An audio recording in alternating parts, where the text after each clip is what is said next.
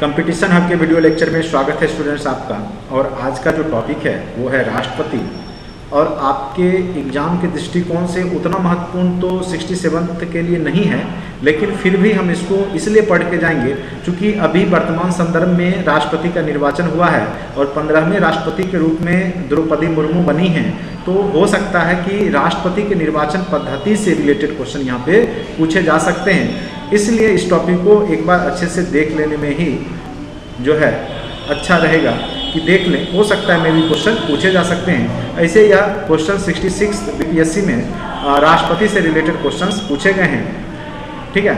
लेकिन फिर से हम लोग एक बार अच्छे से 67th के लिए भी राष्ट्रपति टॉपिक को करके जाएंगे, क्योंकि राज्यपाल और राष्ट्रपति ये दो ऐसे टॉपिक हैं जो बार बार क्वेश्चंस बीपीएससी में पूछे गए हैं, ठीक है। हमें तैयारी पूरा जोर शोर से करना है कि किसी भी प्रकार के क्वेश्चंस पूछे जाएं तो उसमें हमारा क्वेश्चन छूटना नहीं चाहिए। और टारगेट आपको एटलीस्ट 150 मार्क्स जो है पेपर 2 में रखना पड़ेगा अगर आपको रिजल्ट लेना है तो, क्योंकि मैक्सिमम लोग जो हैं पेपर 2 में गड़बड़ कर जाते हैं और इनका जो मार्क्स जो 100, 110, 115 के आसपास ही रह जाता है।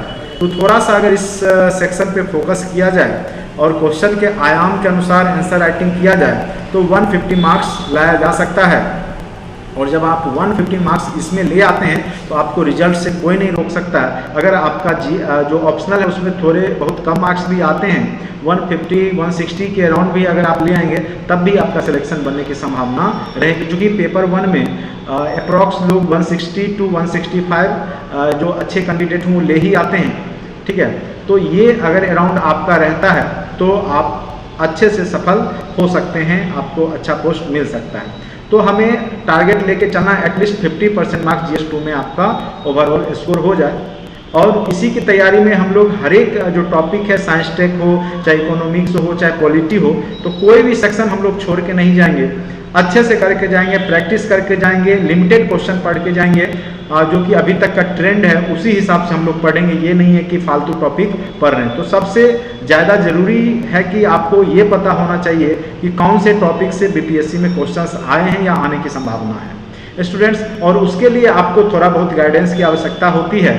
तो आप जो है मेरा वीडियो लेक्चर्स परचेज कर सकते हैं और डिस्क्रिप्शन बॉक्स में ऐप का लिंक दिया गया है। और मात्र 1500 में आपको सारे GS1, GS2 विद DI भी आपको अच्छे से प्रैक्टिस करवाया जाएगा, जिससे कि आप 72 में 72 स्कोर यहाँ से कर सकते हैं। और इतना भरोसा रखें स्टूडेंट्स, अगर आप इसको अच्छे से कर लेते हैं तो मुझे उम्मीद है कि आप इंटरव्यू तक तो जरूर जाएंगे अच्छे से, इसमें कोई शक नहीं है। बाकी आगे आपकी किस्मत भी होती है थोड़ा इंटरव्यू में, और थोड़ा आपका नॉलेज भी 60% में मानता हूं कि आपका नॉलेज, और 40% वहां पे आपका किस्मत लक भी फेवर करता है। तो वहां भी अगर आपके अच्छे स्कोर आ गए तो आपका रिजल्ट कोई नहीं रोकेगा। तो चलिए आज का जो टॉपिक है वो है राष्ट्रपति। और राष्ट्रपति हम लोग बस देख के जाएंगे, और खास करके जो निर्वाचन की पद्धति है उस पर इस बार फोकस कीजिएगा।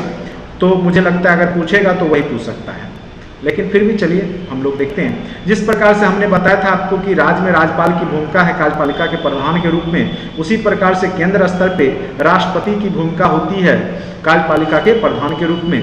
और आपको बताया था कि शासन व्यवस्था के 3 प्रमुख अंग होते हैं, कार्यपालिका, विधायिका और न्यायपालिका।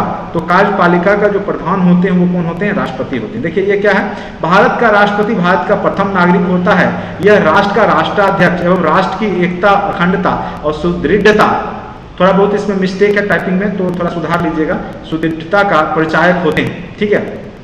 भारतीय संविधान में संघ की कार्यपालिका की शक्तियां राष्ट्रपति को प्राप्त है, किंतु वास्तविक शक्तियां किसके पास है? प्रधानमंत्री। इसी से रिलेटेड क्वेश्चन 66 में पूछा गया था कि प्रधानमंत्री और राष्ट्रपति के बीच के संबंध को क्वेश्चन आप देखेंगे 66 में तो आपको समझ में आ जाएगा।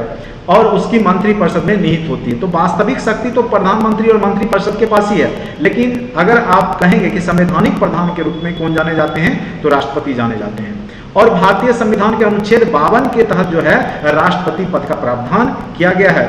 तो सबसे पहला है कि अनुच्छेद 52 क्या है कि राष्ट्रपति का एक पद होगा भारत में, और वो क्या होगा? निर्वाचित होगा। यानी जो राष्ट्रपति होंगे वो अप्रत्यक्ष मताधिकार के आधार पर जो इनकी जो कमेटी होती है, चुनाव की जो समिति होती है, निर्वाचक मंडल होता है, उसके माध्यम से ये चुन करके बनेंगे, ठीक है। तो इसीलिए तो भारत को गणतंत्र कहा जाता है, क्योंकि यहाँ के राष्ट्रपति की क्या होती है, निर्वाचन होती है। निर्वाचन के माध्यम से और प्रत्यक्ष मताधिकार के आधार पे ये चुन करके आते हैं, इसीलिए गणतंत्र देश है आपका। और भारत का राष्ट्रपति अनुच्छेद 52 के तहत एक पोस्ट बनाया गया है। अनुच्छेद 53, संघ की समस्त कार्यपालिका शक्ति किसमें निहित होगी, राष्ट्रपति में होगी। तो 2, 4, 5 जैसे हमने राज्यपाल में बताया था, उसी प्रकार से राष्ट्रपति में भी कुछ अनुच्छेद जो महत्वपूर्ण है उसको आप याद कर सकते हैं, तो याद कर लेंगे। अनुच्छेद 54 राष्ट्रपति के निर्वाचन और एक निर्वाचक मंडल से संबंधित है। और अनुच्छेद 154 इस साल के लिए VVI हो सकता है, क्योंकि इस साल जो है 15वें राष्ट्रपति द्रौपदी मुर्मू जी का जो निर्वाचन हुआ है, तो निर्वाचन प्रक्रिया से क्वेश्चन हो सकता है, में भी पूछा जाए। तो राष्ट्रपति का निर्वाचन एक निर्वाचक मंडल के द्वारा होगा।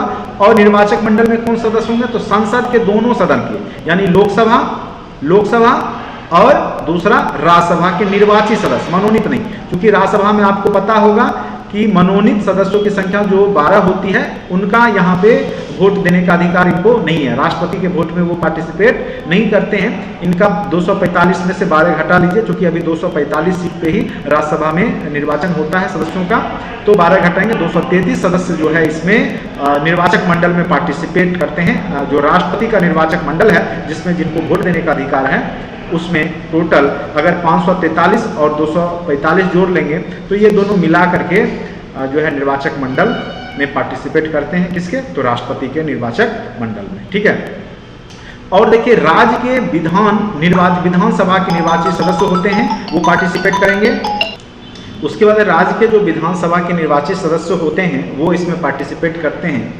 और दिल्ली और पुदुचेरी जो विधानसभा है, 2 ही जो केंद्र शासित प्रदेश है जहाँ विधानसभा है, उसके भी निर्वाचित सदस्य यहाँ पे पार्टिसिपेट करते हैं। तो कुल आप देख सकते हैं कि ये लोग जो हैं, यानी संसद के दोनों सदन के जो भी निर्वाचित सदस्य हैं, लोकसभा और राज्यसभा के, उसके बाद राज्य विधानसभा के जो सदस्य हैं, विधान परिषद के नहीं, सिर्फ राज्य विधानसभा के जो निर्वाचित सदस्य हैं वो पार्टिसिपेट करेंगे।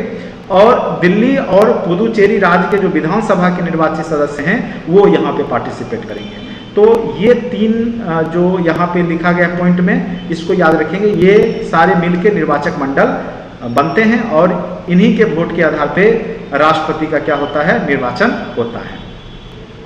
अब आ जाइए, जो रीति है राष्ट्रपति के निर्वाचन की वो क्या है, कि किस प्रकार से जो वोट का, देखिए अलग अलग जो राज्य होते हैं उनके विधानसभा के मेंबर के भी अलग अलग वोट की वैल्यू होती है। और साथ साथ जो MP होते हैं, जो मेंबर ऑफ पार्लियामेंट होते हैं, सांसद होते हैं, उनके भी वोट की अलग कीमत होती है। तो वो किस आधार पे होता है, तो देखिए अनुच्छेद 55 में राष्ट्रपति के निर्वाचन की रीति बताई गई है। उसके तहत एक विधायक का जो मत होगा वो क्या होगा, कि राज्य की कुल जनसंख्या किस आधार पे, 1971 के आधार पे, जो 1971 का जो जनगणना रिपोर्ट है उसके आधार पे उस राज्य की कितनी जनसंख्या है बटे राज्य विधानसभा के निर्वाचित सदस्यों की संख्या कितनी है। जैसे अगर बिहार में देखेंगे तो उस समय अगर जितनी जनसंख्या थी उतना, मान लीजिए X जनसंख्या थी, और अभी जैसे 243 यहाँ पे जो है निर्वाचित सदस्य हैं, तो यहाँ पे 243 से भाग देके 1/1000 से गुना करके यह वैल्यू निकाला जाता है।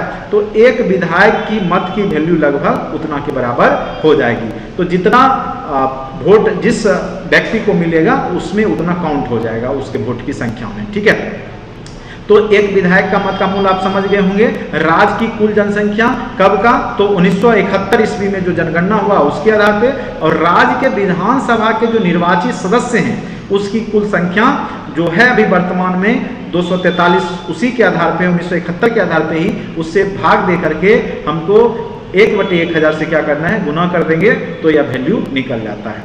अब आ जाइए एक सांसद की मत की वैल्यू। अब देखिए सभी राज्यों के विधायकों के मत का कुल मूल्य जो वैल्यू निकालेंगे सभी राज्य का विधायक का, उसको हम एक जगह जोड़ देंगे और उसमें क्या करेंगे कि संसद के निर्वाचित सदस्य जो हैं 543 और 233 उसको जोड़ देंगे। तो 543 233 जोड़ दीजिए तो ये हो गया।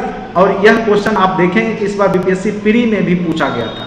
ठीक है, 3 3 6 4 3 7 और 5 2 7, तो 776 से हम यहाँ पे भाग दे देंगे जो टोटल वोट की कीमत होगी, और उसमें क्या करेंगे, कोटा प्राप्त करने के लिए कौन व्यक्ति राष्ट्रपति बनेगा जिसको 50% प्लस 1 वोट आ जाएगा।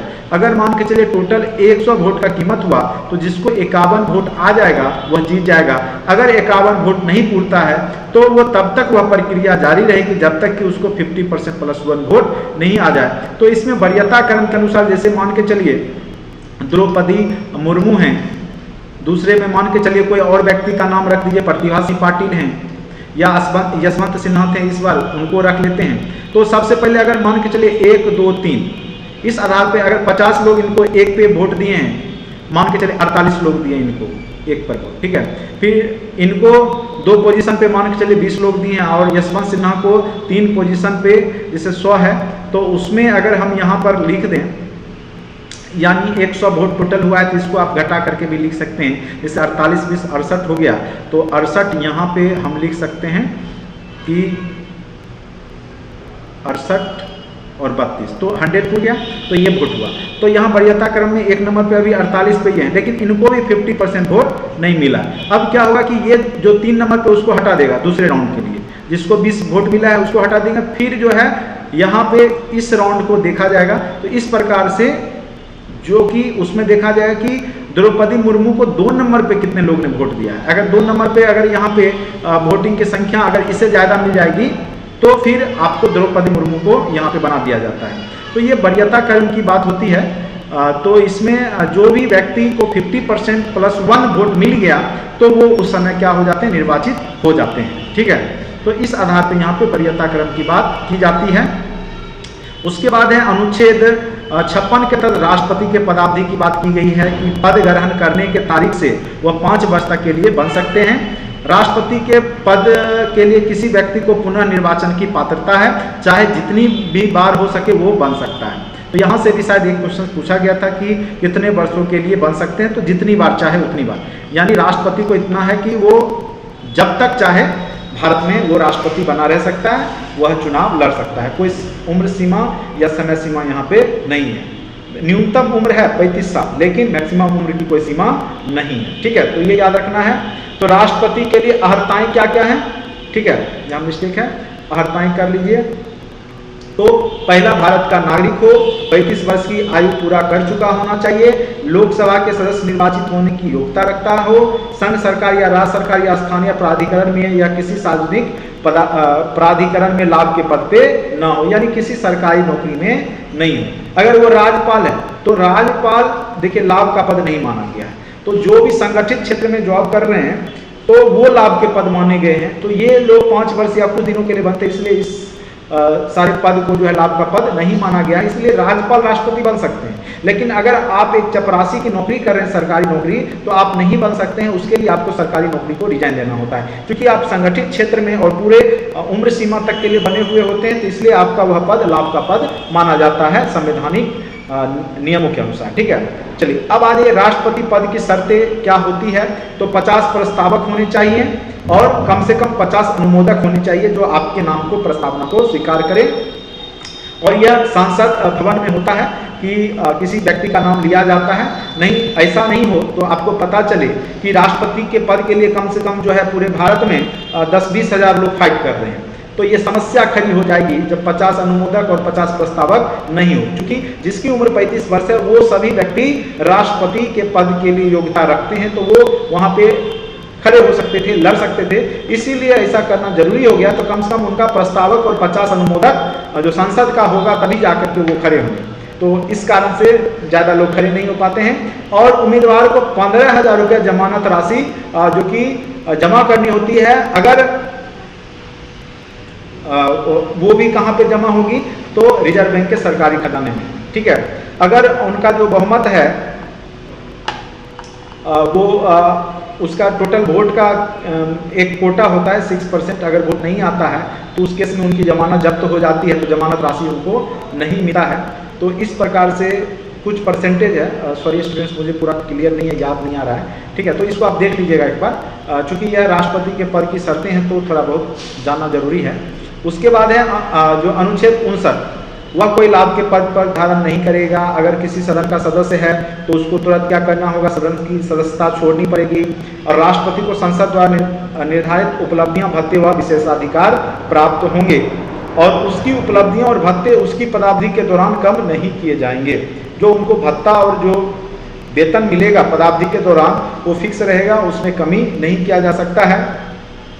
और जो भी संसद के द्वारा निर्धारित जो भी उनकी उपलब्धियां हैं, जो भत्ते हैं, उनको विशेषाधिकार रूप से प्राप्त होते रहते हैं। ठीक है, तो यह अनुच्छेद 60 के अनुसार राष्ट्रपति द्वारा शपथ ग्रहण की प्रक्रिया है, 61 के द्वारा राष्ट्रपति पे महाभियोग की प्रक्रिया है और 62 राष्ट्रपति के पद रिक्त के लिए भरने हेतु चुनाव कराने के समय सीमा के बारे में बताया गया है।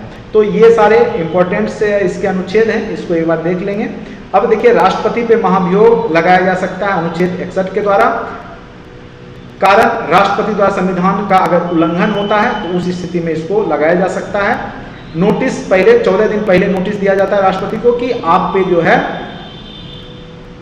महाभियोग लगाया जाने वाला है। ठीक है, नोटिस पर हस्ताक्षर संबंधित सदन के कम से कम 1/4, अगर मान के चलिए सदन के अगर 100 सदस्य हैं तो उसमें 25 सदस्य उसको अनुमोदित करेंगे, हस्ताक्षर करेंगे, तभी जा करके वो राष्ट्रपति पे महाभियोग लगेगा। और इसकी प्रस्तुति जो महाभियोग का है किसी भी सदन में हो सकता है, या तो लोकसभा में हो सकता है या राज्यसभा में। और पारित तब होगा जब संसद के दोनों सदन द्वारा अलग अलग कुल सदस्य की कम से कम 2/3, यानी अगर 245 है उसके 2/3 और 500 अगर मान के चलिए 543 है तो उसके 2/3, ये अलग अलग वोट से पारित हो जाएगा, 2/3 वोट से, तब जा करके उस पर महाभियोग साबित हो जाएगा और जो राष्ट्रपति होंगे उनको हटना पड़ेगा। तो ये राष्ट्रपति की महाभियोग से रिलेटेड भी क्वेश्चन पूछा जा सकता है, तो इसको नोट्स से आप लोग अच्छे से कर लेंगे। अब देखिए राष्ट्रपति की शक्तियां, जैसे हमने राज्यपाल की शक्तियां बताया था उसी प्रकार से राष्ट्रपति को शक्तियां विभिन्न प्रकार से हम बांट सकते हैं। पहला विधायी शक्ति, सत्र को आहूत करना यानी शुरुआत करना, सत्रावसान करना और विघटन करना। ठीक है, जैसे 3 सत्र होते हैं, ग्रीष्मकालीन, शीतकालीन, मानसून सत्र, तो तीनों का आहूत करना, शुरुआत करना, खत्म करना। अगर किसी बहुमत की सरकार गिर गई है, पार्टी या 5 वर्ष पूरा हो गया है, तो विघटन का काम अनुच्छेद 85 के तहत राष्ट्रपति द्वारा किया जाता है। संसद में राष्ट्रपति का विशेष अभिभाषण, जब पहला दिन होगा संसद का तो विशेष रूप से अभिभाषण किसके द्वारा किया जाएगा, राष्ट्रपति के द्वारा अनुच्छेद 87 के तहत किया जाता है। संसद के दोनों सदनों की संयुक्त बैठक, ये बहुत इंपॉर्टेंट है, अनुच्छेद 108 के माध्यम से जो है संयुक्त बैठक बुलाया जाता है राष्ट्रपति के द्वारा, लेकिन उसकी अध्यक्षता कौन करेंगे, लोकसभा अध्यक्ष। ये भी प्री का क्वेश्चन है, इस तरह के क्वेश्चन पूछे जाते हैं। अध्यक्षता करेंगे लोकसभा स्पीकर या अध्यक्ष, लेकिन बुलाएंगे कौन, तो संयुक्त बैठक की आहूत कौन करेंगे, आदेश कौन देंगे, तो राष्ट्रपति करेंगे। विधेयकों पर अनुमति अनुच्छेद 111 के तहत राष्ट्रपति देते हैं, लास्ट में इन्हीं के पास जाता है। ये जब पारित करेंगे तभी वो कानून बनता है। और इनके पास एक विशेष शक्ति है विधायी संबंधी, वो है अध्यादेश जारी करने की शक्ति। अगर उस समय सत्र का बैठक नहीं हो रहा है, सत्र नहीं चल रहा है, फिर भी अनुच्छेद 123 का प्रयोग करके अगर देश के लिए कोई कानून जरूरी है तो उसको यह पारित कर सकते हैं। और यही पावर इनके विवाद का कई बार कारण भी बन जाता है, क्योंकि ये क्या होते हैं कि प्रधानमंत्री के सलाह से राष्ट्रपति बनते हैं, तो ये एक प्रकार से कह सकते हैं कि प्रधानमंत्री के एजेंट के रूप में काम करने लगते हैं उस समय। और जो है अध्यादेश के माध्यम से बहुत सारे कानून जो है जब सत्र नहीं चल रहा होता है या लास्ट वर्ष में बहुत सारे संवैधानिक कानून जो है अध्यादेश के माध्यम से पारित कर दिए जाते हैं, जो कि विवाद का विषय बनता है। तो ये विवादित जब क्वेश्चन पूछे विवाद का विषय में, तो हम इसका जिक्र कर सकते हैं। उसके बाद है कार्यकारी शक्ति। संघ की कार्यपालिका शक्ति राष्ट्रपति में निहित होती है अनुच्छेद 53 के अनुसार। ठीक है, यानी कार्यपालिका का सर्वे सर्वा कौन होता है, राष्ट्रपति। भारत सरकार के समस्त कार्यपालिका कृत्य जो भी है राष्ट्रपति के नाम से ही होगा। अगर कोई विदेश के साथ संबंध बनाना है, ये राजदूत की नियुक्ति करना है, वो सब राष्ट्रपति ही करते हैं। राष्ट्रपति द्वारा समस्त नियुक्तियां, जैसे न्यायाधीशों की नियुक्ति को छोड़ करके, यानी जो न्यायाधीश की नियुक्ति होती है वो प्रधानमंत्री की सलाह पे जो है राष्ट्रपति ही करते हैं, लेकिन जिला न्यायाधीशों की नियुक्ति राज्यपाल द्वारा किया जाता है यहाँ पर। ठीक है, अनुसूचित क्षेत्र घोषित करना, अगर किसी क्षेत्र को अनुसूचित क्षेत्र घोषित करना है या उनका प्रशासन करना है तो इस संबंधी शक्ति भी किसको दिया गया है, राष्ट्रपति को दिया गया है। अब आ जाइए न्यायिक शक्ति। ठीक है, न्यायिक शक्ति के तहत न्यायालयों के न्यायाधीशों की नियुक्ति, जो सुप्रीम कोर्ट के चीफ जस्टिस होते हैं उनकी नियुक्ति, या उच्च न्यायालय के चीफ जस्टिस की नियुक्ति राष्ट्रपति ही करते हैं, ठीक है। लेकिन इनको हटाने का पावर नहीं होता है, ठीक है। न्यायाधीशों की नियुक्ति करने का काम कौन करते हैं? आपके राष्ट्रपति। और राज्य के उच्च न्यायालय की भी नियुक्ति राष्ट्रपति करते हैं, और जिला न्यायालय के जो न्यायाधीश होंगे उसकी नियुक्ति कौन करेंगे? तो वो राज्यपाल करते हैं। क्षमा दान की शक्ति अनुच्छेद 72 के तहत राष्ट्रपति को प्रदान किया गया है। यह क्षमा दान कर सकते हैं, जो किन्हीं को फांसी की सजा मिल जाती है तो उसको भी ये माफ़ कर सकते हैं, या लघुकृत कर सकते हैं, कम कर सकते हैं अनुच्छेद 72 के अनुसार। उच्चतम न्यायालय से सलाह लेने की शक्ति अनुच्छेद 143, विभिन्न मुद्दों पर ये सलाह ले सकते हैं। अनुच्छेद 143 के तहत उच्चतम न्यायालय से अगर कोई मामला है जिस पे इनको निर्णय देना है तो ये सलाह पहले ले सकते हैं उच्चतम न्यायालय से, सर्वोच्च न्यायालय से, ठीक है। आकस्मिक शक्ति है, जैसे किसी राज्य में राष्ट्रपति शासन लगाना है जहां का संवैधानिक विफलता हो गया हो, चाहे सशस्त्र विद्रोह हो गया है पूरे देश में या किसी क्षेत्र में, तो वहां पे राष्ट्रपति शासन लगाया जा सकता है। उसके बाद वित्तीय आपात की स्थिति में अगर जो है वित्तीय स्थिति चरमरा गई है देश की, तो उस समय भी अनुच्छेद 360 लगाया जा सकता है। 352, 356 और 360, 4 का गैप है, याद रखेंगे। राष्ट्रीय आपात, राष्ट्रपति शासन और आपातकाल, ये आकस्मिक शक्ति राष्ट्रपति की महत्वपूर्ण शक्ति है, और इसका भी प्रयोग जो है कई बार जो है राष्ट्रपति जो है गलत तरीके से करते हैं और करवाया जाता है इनको प्रधानमंत्री के माध्यम से। तो इसीलिए रबर स्टैंप की भूमिका के तहत इनको देखा जाता है आलोचकों के द्वारा। तो ये भी यहाँ से क्वेश्चंस में अगर आलोचनात्मक वर्णन में पूछेगा तो आप लिख सकते हैं। अब आ जाइए विधायी शक्ति, वित्तीय शक्ति। धन विधेयक राष्ट्रपति के पूर्वानुमति से ही संसद में प्रस्तुत होगा 110, यानी धन विधेयक को बिना अनुमति के प्रस्तुत नहीं किया जा सकता है। वार्षिक वित्तीय जो विवरण होता है, बजट होता है, वो अनुच्छेद 112 के तहत राष्ट्रपति ही पेश करवाते हैं। राष्ट्रपति के पूर्वानुमति से ही आकस्मिक निधि जो होता है उसे खर्च निकाला जा सकता है अनुच्छेद 267 के तहत। वित्त आयोग का गठन, जो राज्यों के विकास के लिए जो योजना आयोग है वगैरह के लिए पैसा फंड मुहैया करने का काम जो वित्त आयोग के द्वारा किया जाता है, वो अनुच्छेद 280 के तहत यह पावर राष्ट्रपति को ही दिया गया है। अब है अन्य शक्तियां। राष्ट्रपति जो संधियां होती है, राष्ट्रपति के नाम से ही अंतर्राष्ट्रीय जो संधियां होगी दो देशों के बीच में, वो राष्ट्रपति के नाम से ही संपन्न होगा। भारतीय सेना का सर्वोच्च सेनापति भी राष्ट्रपति ही होते हैं, उसके बाद CDS होते हैं। अंतर्राष्ट्रीय मंचों व मामलों का प्रतिनिधि भारत का प्रतिनिधि के रूप में यही काम करते हैं। राजदूतों या उच्च आयुक्तों को भेजने का काम और उनका जो दूसरे देश से आते हैं उनको वेलकम करने का काम, स्वागत करने का काम इन्हीं के पास है। और इनके पास एक वीटो शक्ति दिया गया है, निलंबन वीटो। किसी विधेयक को आपत्तियों सहित संसद में पुनर्विचार हेतु वापस भेज सकते हैं। अगर इनकी इच्छा नहीं है वह कानून बने तो ये पुनर्विचार के लिए वापस भेज सकते हैं। या आंतरिक वीटो बोला जाता है कि वो अपनी राय सुरक्षित रख सकते हैं। और पॉकेट वीटो, विधेयक पर कोई निर्णय न दे करके जेब में वो रख लेते हैं। ज्ञानी जेल सिंह का मामला है, एक डाक विभाग का कोई विधेयक था, उसको पॉकेट वीटो का प्रयोग उन्होंने किया था।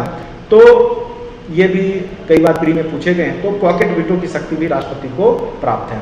अब क्षमादान की शक्ति, जैसे क्षमा में दंड से पूर्णतः मुक्त भी कर सकते हैं, जबकि राज्यपाल मुक्त नहीं कर सकते हैं। मृत्यु दंड में वो क्या करते हैं कि छोटा कर देते हैं, लघु कर देते हैं।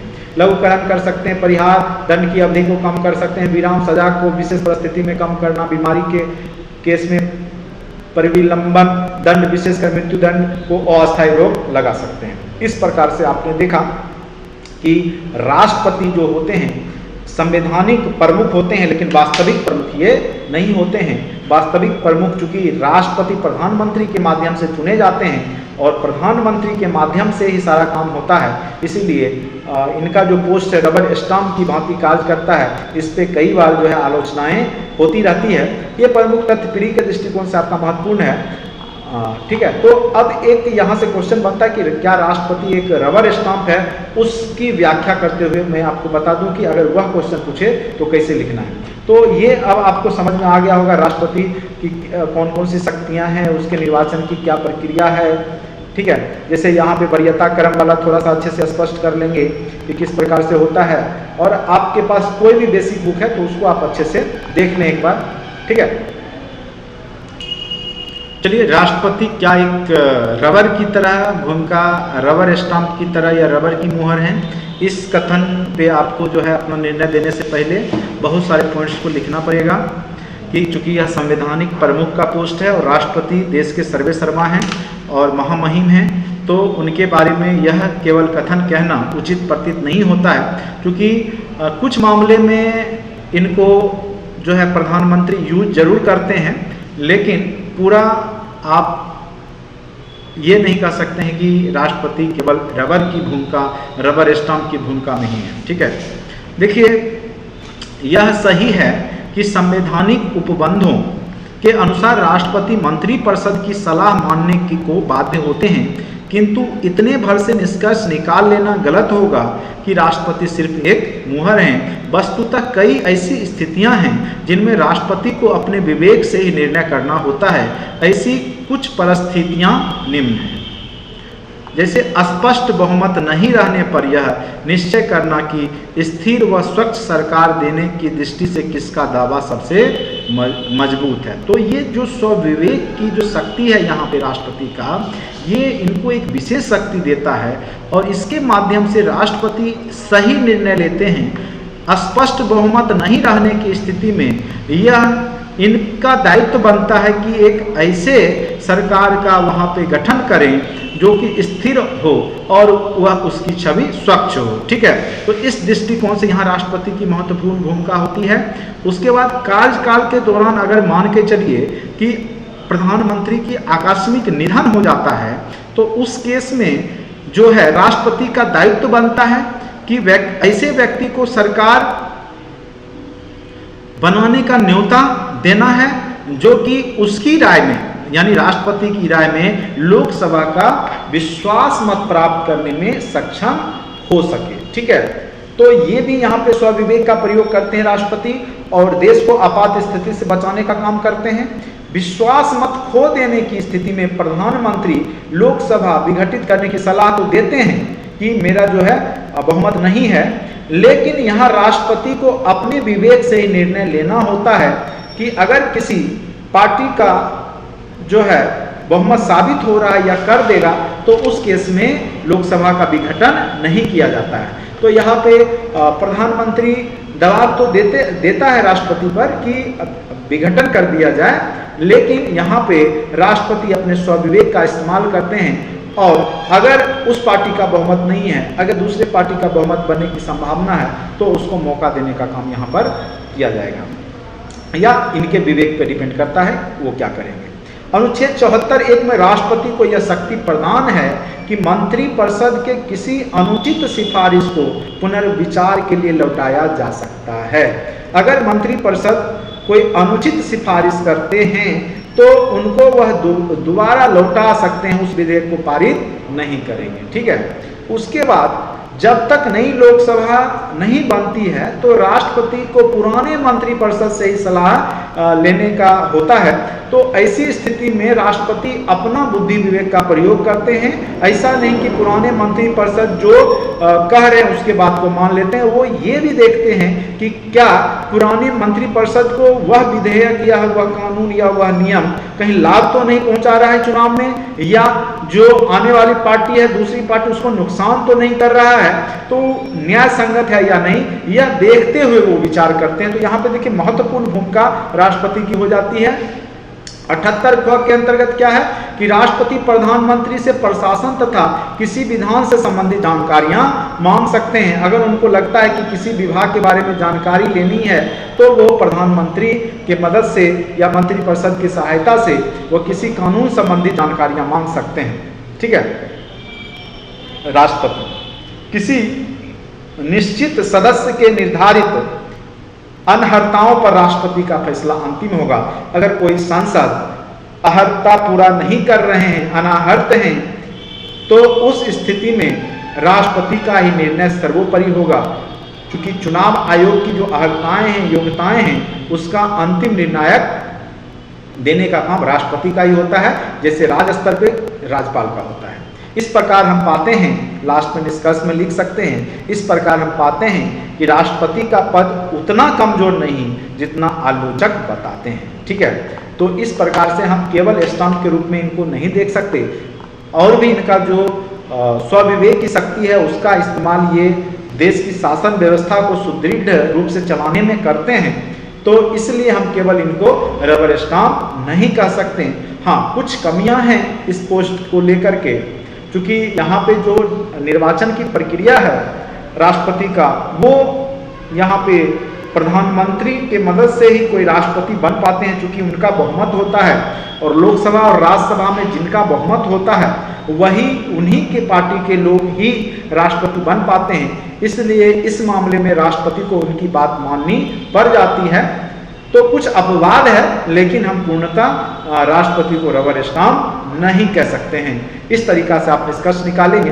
तो राष्ट्रपति से जो क्वेश्चंस पूछे जाएंगे स्टूडेंट्स, तो यही दो आयाम में आपके क्वेश्चंस पूछे जाएंगे। एक निर्वाचन की पद्धति प्रक्रिया और उससे जुड़े हुए अनुच्छेद आप एक बार देख लेंगे, और यह जो पॉइंट्स मैंने आपको बताया है, अगर आप ये लिख देते हैं तो आपके 8 मार्क्स के लगभग होते हैं, उसमें 20 to 23 मार्क्स दे दिए जाएंगे। ठीक है, 50% to 55% अगर आप स्कोर कर लेते हैं पेपर 2 में तो बहुत अच्छा मार्क्स उसको माना जाता है। क्योंकि अभी जो ट्रेंड है बीपीएससी का, तो पेपर 2 में जो है ज़्यादा मार्क्स आपको नहीं मिल पाएगा। 150 मैक्सिमम लोग जो होते हैं उनको 150 से ज़्यादा नहीं मिलता है। कुछ ही बिरले लोग हैं जो 160 तक जाते हैं, लेकिन बहुत मुश्किल काम हो जाएगा। तो जो जो टॉपिक मैंने करवाया बस आप उस पर फोकस कीजिए और आराम से आप 140 और 50 के अराउंड आप ला सकते हैं। ठीक है, तो आज के लिए इतना ही। अगर आपको अच्छा लगता है तो लाइक करें, सब्सक्राइब करें। अगर आपको पीडीएफ चाहिए और भी वीडियो लेक्चर चाहिए तो आप परचेज कर सकते हैं। हमारे जो ऐप है उसमें सारा वीडियो लेक्चर लोड कर दिया गया। जो भी बचे खुचे हैं वीडियो वो आपको लगभग मिड नवंबर में, आपके नवंबर तक आपको कर दिए जाएंगे। तो जिससे कि आपकी तैयारी जो जब दिसंबर में आपका पेपर होगा तो पूर्ण तरीके से, अच्छे तरीके से आपका हुआ रहेगा, जिससे आपको क्या होगा, कॉन्फिडेंस बिल्डअप होगा। ठीक है, तो आज के लिए इतना ही। Thank you so much watching for this video. अगर अच्छा लगता है तो लाइक करें, सब्सक्राइब करें। धन्यवाद।